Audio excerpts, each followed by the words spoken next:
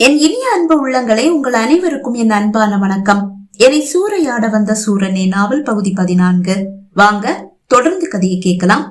ரத்தினா வீட்டிலிருந்து வெளியே வந்த பிறைசூடன் நேராக உமாபதி வீட்டிற்கு போகாமல் வைரா வீட்டை நோக்கி நடந்தான்.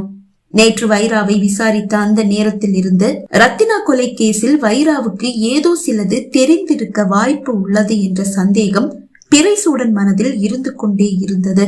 இப்போது அது உறுதியாகிவிட்டது. இல்லை என்றால் அவள் எதற்காக சுகன்யாவிடம் சென்று தான் கேட்ட அதே கேள்விகளை கேட்க வேண்டும்? வைராவுக்கு கண்டிப்பா ஏதோ தெரிஞ்சிருக்கு. இந்த கொலைகேச விசாரிக்க வந்தது வேற ஏதாவது ஒரு சிபிஐ ஆபீசரா இருந்தா ஏதோ ஒரு பயத்துல அவ உண்மைகளை மறைச்சிருக்கலாம். ஆனா என்கிட்ட அவ மறைக்க வேண்டிய அவசியம் என்ன? ரத்னாவை கொலை செஞ்ச குற்றவாளியை எவ்வளவு சீக்கிரம் கண்டுபிடிக்க முடியுமோ அவ்வளவு சீக்கிரம் கண்டுபிடிக்கணும்னு நான் முயற்சி பண்ணிட்டு இருக்கேன். ஆனா அப்படி ஒரு எண்ணம் அவ மனசுல துளி கூட இல்ல போல இருக்கு. இவளை என்ன பண்றது? பிறைசூடன் கண்களை கோபம் மறைக்க அவன் வைரா வீட்டை நோக்கி இன்னும் வேகமாக நடந்தான். ஆனால் வைரா அம்மா மட்டும் தான் வீட்டில் இருக்கிறார்கள், அவள் இல்லை. வைரா எங்க போயிருக்காங்க என்று கேட்டான். கோயிலுக்கு போயிருக்கா. நேத்து சாயந்தரம் கூட கோயிலுக்கு தானே போனாங்க. ஆமாப்பா, இப்ப எல்லாம் அவ அடிக்கடி கோயிலுக்கு போறா. அவ குணத்துல கூட நிறைய மாற்றம் தெரியுது. அவளுடைய இந்த மாற்றம் எனக்கு நிம்மதியை கொடுக்குது தம்பி. கோயிலுக்கு போறதாலதான் இந்த மாற்றம்னா போயிட்டு வரட்டும்னு விட்டுட்டேன். சரிம்மா, நான் அப்புறமா வந்து வைராவை விசாரிக்கிறேன் என்றவன் திரும்பி உமாபதி வீட்டிற்கு வரும்போது வாசலில் பொறுமை இழந்து கையை பிசைந்தபடி நிற்கிறான் பெருமாள். என்ன பெருமாள், நல்லா தூங்குனியா? பிறைசூடன் குறும்பாக கேட்க, என்ன சார் கிண்டலா? நீங்க வெளியே போறதா இருந்தா என்னையும் எழுப்பி உங்க கூட கூட்டிட்டு தானே போயிருந்திருக்கணும். ஏன் சார் என்ன கூட கூட்டிட்டு போகல? கவலையை விடு பெருமாள், கொலைகாரனை எல்லாம் நான் இன்னும் கண்டுபிடிக்கல. நான் அதை கேட்கல சார். நீங்க வெளியே போகும்போது ஏன் என்ன கூட கூட்டிட்டு போகலன்னு கேட்டேன். நீ நிம்மதியா படுத்து தூங்கிட்டு இருக்க, உன்னை தொல்லை பண்ண வேண்டான்னுதான் நானே தனியா போயிட்டு வந்தேன் என்று கூறியவன் வீட்டிற்குள் செல்ல அவன் பின்னால் வந்த பெருமாள், புதுசா ஏதாவது க்ளூ கிடைச்சிருக்கா சார் என்று கேட்டான். எந்த க்ளூவும் கிடைக்கல. இப்ப எங்க சார் போயிட்டு வரீங்க? ரத்னா வீட்டுக்கு. எனக்கு ஒரு விஷயம் புரியவே மாட்டேங்குது சார். நீங்க ஏன் அடிக்கடி ரத்னா வீட்டுக்கு போறீங்க? என்ன பெருமாள் அது? ஒரு புத்திசாலியான போலீஸ் ஆபீசருக்கு இது கூடவா தெரியல? சத்தியமா தெரியல சார். ரத்னா வீட்டுல இருக்கிறவங்க எல்லாரையும் நல்லா விசாரிச்சாச்சு. திரும்பவும் ஏன் ரத்னா வீட்டுக்கு போனீங்க? விசாரணைக்குதான் பெருமாள். பிறைசூடன் அவனது அறையை எட்டி விட்டான். அவன் அறைக்குள் நுழைய பின்னாலேயே பெருமாளும் வர, பெருமாள், எனக்கு கொஞ்சம் ஓய்வு தேவைப்படுது. இனி நான் வெளியே போகும்போது கண்டிப்பா உன்னையும் கூட்டிட்டு போறேன். ஓகே சார், நீ வெளியே போல சொல்லாம சொல்றீங்க, எனக்கு புரிஞ்சு போச்சு என்று கூறிய பெருமாள் வெளியே வந்துவிட கதவை சாத்தி தாழிட்ட பிறைசூடன் மீண்டும் ரத்தினாவின் புகைப்படத்தை எடுத்து பரிசோதித்தான். ஒரு பெரிய பேப்பரை எடுத்து வைத்து அவனது சந்தேகங்கள், கேள்விகள் என்று அனைத்தையும் அதில் எழுதியும் வைத்தான். அப்போது அவனது செல்லுக்கு ஒரு அழைப்பு வந்தது. அழைப்பை ஏற்றவன், சொல்லுங்க சார் என்றான். சார், நீங்க சந்தேகப்பட்டது சரிதான். நீங்க சொன்ன அந்த பேர்ல ராமநாதபுரத்துல யாருமே இல்லன்னு சொல்லிட்டாங்க சார். நல்லா விசாரிச்சுட்டீங்க தானே? விசாரிச்சுட்டோம் சார். நீங்க அனுப்பின போட்டோவை எல்லாருக்கிட்டையும் காட்டணும். அப்படி ஒருத்தர் யாருக்குமே தெரியாதுன்னு சொல்லிட்டாங்க. ஓகே, இனி எனக்கு ஏதாவது உதவி தேவைப்பட்டா கண்டிப்பா கூப்பிடுறேன். Okay sir. எதிர்முனையில் இருந்து பதில் வந்ததும் அழைப்பை துண்டித்து விட்டு, எஸ், குற்றவாளி அவன்தான், அவனேதான் தனக்கு தானே கூறிக்கொண்டவன். ஆனா வைரா, இவளுக்கு யார் மேல சந்தேகம்? இவ குற்றவாளின்னு சொல்லி யார தேடி அலைஞ்சிட்டு இருக்கா? யோசனையோடு மீண்டும் ரத்தினா புகைப்படங்களை பார்க்கும் போது அவனது அறை கதவு தட்டப்படும் ஓசை கேட்டது. வந்து கதவை திறந்தான். சேனாபதி நிற்கிறான். பிறைசுடன் வாங்க, சாப்பிடலாம். அண்ணன் காலேஜ் கிளம்புறாரு, இதோ வரேன் என்றவன் வந்து புகைப்படங்களை எல்லாம் பத்திரமாக ஃபைலுக்குள் எடுத்து வைத்தான். தான் எழுதி வைத்த அந்த காகிதத்தையும் 4ஆக மடித்து பத்திரமாக ஃபைலுக்குள் வைத்துவிட்டு வெளியே வரும்போது அவனுக்காக பெருமாள் காத்து நிற்கிறான். பெருமாளோடு மாடி இறங்கி வந்தவன் உமாபதி வீட்டாரோடு அமர்ந்து காலை உணவை முடித்து கொண்ட பின் பெருமாளையும் அழைத்து கொண்டு ஊரை சுற்றி பார்க்க புறப்பட்டான். பெருமாள், இங்க உங்க வீடு எங்க இருக்கு? பக்கத்துலதான் சார் இருக்கு. அப்படின்னா உங்க வீட்டுக்கும் போயிட்டு போலாம். என்ன சார், என் மேலையும் சந்தேகமா? சந்தேகம்னு வந்தா சந்தேகப்பட்டுதான் ஆகணும். சார், நான் ஒரு போலீஸ் சார். இருக்கட்டும் பெருமாள், நீங்களும் இந்த ஊர் தானே?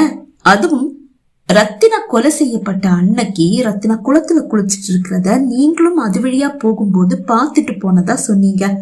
ஐயோ சார், நான் என் தங்கச்சிய குளத்துல குளிக்கிறதுக்காக கொண்டு போய் விட்டுட்டு வரும்போது பார்த்தேன் சார். இல்லன்னா நான் ஏன் சார் அங்கெல்லாம் போக போறேன்? பயப்படாதீங்க பெருமாள், உங்க தங்கச்சிக்கு அடுத்த வாரம் கல்யாணம்னு சொன்னீங்கல்ல? ஆமா சார், அதுதான் சும்மா உங்க அம்மா தங்கச்சி 2 பேரையும் பாத்துட்டு போலான்னு நினைச்சேன். நீங்க வேணும்னா சந்தேகப்பட்டுக்கங்க சார், அதுல தப்பெல்லாம் இல்ல. ஆனாலும் நான் குற்றவாளி இல்ல சார், நான் எந்த தப்பும் பண்ணல. சரி சரி, உங்க வீட்டை காட்டுங்க. இருவரும் பெருமாளின் வீட்டை நோக்கி நடக்க ஆரம்பித்தனர். அம்மா, சேலை நகை எல்லாம் எடுத்தாச்சா?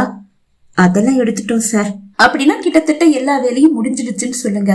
ஐயோ சார், இல்ல, எல்லா வேலையும் அப்படியே கிடக்கு. பந்தல் கெட்ட ஆளை தேடி போகணும், சமையல்காரரை பார்க்க போகணும், இப்படி 1000 வேலை இருக்கு சார். இருவரும் பேசியபடியே பெருமாளின் வீட்டை எட்டி விட்டனர்.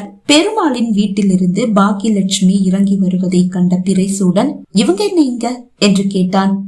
தங்கச்சியுடைய ரவிக்கையெல்லாம் இவங்க தான் தைக்கிறாங்க. தங்கச்சி தான் அளவெடுக்க வர சொன்னா, அதுதான் வந்துட்டு போறாங்க. இந்த ஊர்ல தைக்கிறவங்க வேற யாருமே கிடையாதா? இருக்காங்க சார், ஆனா எல்லாரும் ஆம்பளைங்க. அதனாலதான் பொம்பளைங்க ரவிக்க தைக்கிறதுக்கு இவங்களதான் கூப்பிடுவாங்க. இவங்க வீட்டுக்கே வந்து அளவெல்லாம் எடுத்துட்டு போய் தச்சு கொண்டு வந்து கையிலேயே கொடுப்பாங்க என்றவன் தங்களை தாண்டி செல்லும் பாக்கியலட்சுமியை கண்டு கொள்ளாமல் பெருமாள் வீட்டிற்கு வந்தான். பெருமாள் தன் அம்மா தங்கை இருவரையும் அழைத்து அவனுக்கு அறிமுகப்படுத்தி வைக்க, சார், ரத்னாவை கொலை செஞ்ச குற்றவாளிய நீங்க சீக்கிரமா கண்டுபிடிச்சிடுவீங்க தானே? ஆவலாய் பெருமாளின் தங்கை கண்மணி கேட்டாள். கண்டிப்பா கண்டுபிடிச்சிருவேம்மா. சார், அன்னைக்கு நானும் குளிக்கிறதுக்காக குளத்துக்கு போயிருந்தேன். ஏம்மா, இங்க குளிக்க வசதி இல்லையா?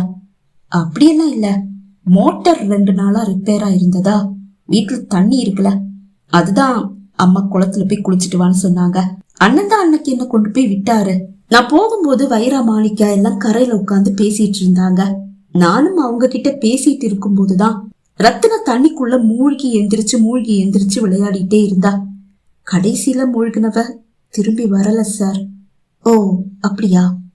பெருமாள், உன்னுடைய தங்கச்சி கிட்ட சில விஷயங்களை கேட்டு தெரிஞ்சுக்கலாம்ல? கண்டிப்பா சார். கண்மணி, அந்த நேரத்துல அந்த குளத்தை சுத்தி வேற யார் யாரெல்லாம் இருந்தாங்க உனக்கு நினைவு இருக்கா? இன்னும் ஒரு 4-5 பேர் குளக்கரையில இருந்தாங்க சார். ஒரு 4-5 பேர் குளிச்சுட்டு இருந்தாங்க. அவங்க எல்லாம் யாருன்னு உனக்கு நினைவு இருக்கா? யோசித்தவள், இங்க பக்கத்து வீட்டு ருக்மணி ஆண்டி இருந்தாங்க, அப்புறம் என்னுடைய ஃப்ரெண்டு பத்மா இருந்தா, அப்புறம் இப்ப வந்துட்டு போறாங்களே பாகியலட்சுமி அம்மா, அவங்களும் இருந்தாங்க. எல்லாருமே குளிச்சிட்டு இருந்தாங்களா? இல்ல, சில பேர் குளிச்சிட்டு இருந்தாங்க, சில பேர் குளக்கரையில உட்காந்து துணி அலசிட்டு இருந்தாங்க. பாகியலட்சுமி அம்மாவும் குளிச்சிட்டு இருந்தாங்களா? இல்ல சார், அவங்க குளிச்சிட்டு கரை ஏறிட்டு இருந்தாங்க. அப்பவும் ரத்னா குளிச்சிட்டு இருந்தாங்களா? ஆமா சார், கரையில ஏறினதும் ரத்னா நீ குளிச்சது போதும், கரைக்கு வா அப்படின்னு சொல்லி பாகியலட்சுமி அம்மா சொன்னாங்க. இல்ல, நான் அப்புறமா வர, நீங்க போங்க அப்படின்னு சொல்லிட்டு அவ திரும்பவும் குளிக்க ஆரம்பிச்சா. பாகியலட்சுமி அம்மாவும் சரின்னு சொல்லிட்டு போயிட்டாங்க. சரி, அங்க அந்த நேரத்துல சந்தேகப்படுற மாதிரி வேற யாரையாவது நீ பாத்தியா? நல்லா யோசிச்சு சொல்லு. யோசித்தவள், அந்த ரவுடி ராமசாமி அந்த வழியா வந்தான். பொண்ணுங்க குளிக்கிற இடத்துல உனக்கு என்னடா வேலைன்னு கேட்டு பாகியலட்சுமி அம்மா அவனை விரட்டி விட்டாங்க. வேற யாராவது சந்தேகப்படுற மாதிரி அந்த வழியா போனாங்களா? இல்ல சார், எனக்கு நினைவில்ல. எழுந்து கொண்ட பிறைசூடன், பெருமாள் போலாமா என்று கேட்டான். ஓகே சார் என்ற பெருமாளும் எழுந்து கொள்ள, கண்மணி, உனக்கு வேற யார் மேலேயாவது ஏதாவது சந்தேகம் இருந்தா உன்னுடைய அண்ணன் கிட்ட இல்ல ஏன் கிட்ட தயங்காம சொல்லுமா. என்னுடைய நம்பரை நான் கொடுத்துட்டு போறேன், சேவ் பண்ணி வச்சுக்க, தேவைப்பட்டா என்ன கூப்பிடு. அவனது எண்ணை கொடுத்தவன், இந்த நம்பருக்கு ஒரு கால் பண்ணிடு, உன் நம்பரை நானும் சேவ் பண்ணி வச்சுக்கிறேன், எனக்கு ஏதாவது தேவைன்னா நான் உன்னை கூப்பிடுறேன். ஓகே சார் என்றவள் அவனது எண்ணை சேவ் செய்த பிறகு அவனது எண்ணிற்கு அழைத்தாள். கண்மணியின் எண்ணை பிறைசூடனும் சேவ் செய்து வைத்துக் கொண்டான். திரும்பி நடக்கும் போது, சார், இந்த பாகியலட்சுமி அம்மா இருக்காங்களே, அவங்க எங்க ஊருக்கு ஒரு வரம் சார். ஏன் அப்படி சொல்ற பெருமாள்? பாத்தீங்கல்ல, குளக்கரையில குளிச்சிட்டு இருக்கிற பொண்ணுங்களை தொல்லை பண்றதுக்காக வந்த அந்த ரவுடி ராமசாமிய அவங்கதான் விரட்டி அடிச்சிருக்காங்க. இதே மாதிரி பல இடங்கள்ல அந்த ரவுடிய அவங்க விரட்டி அடிச்சிருக்காங்கன்னு நிறைய பேர் சொல்லி நானும் கேள்விப்பட்டிருக்கேன் சார். உண்மையிலேயே அவங்க ஒரு வீர பெண்மணி தான். பிறைசூடன் பதில் ஒன்றும் சொல்லவில்லை. இன்னும் சிலரை விசாரித்த பிறகு இருவரும் வீடு வந்து விட்டனர். சார், இனி நம்ம வெளியே எங்கேயும் போக போறதில்ல தானே? இல்ல பெருமாள், ஏன் கேக்குறீங்க? அப்படின்னா சார், நான் வீட்டுக்கு போயிட்டு வந்துடவா? கல்யாண வேலைகள் நிறைய இருக்கு. அதனால என்ன, நீங்க போய் வேலைகளை எல்லாம் பாருங்க. எனக்கு உங்க உதவி தேவைப்பட்டா நானே உங்களுக்கு போன் பண்றேன். Thank you sir. இன்னும் கொஞ்சம் பேருக்கு பத்திரிக்கை வைக்கணும்.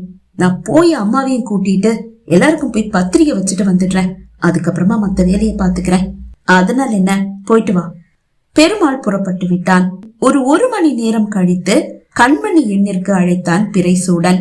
அழைப்பை ஏற்ற கண்மணி, சார், என்ன திடீர்னு போன் பண்றீங்க?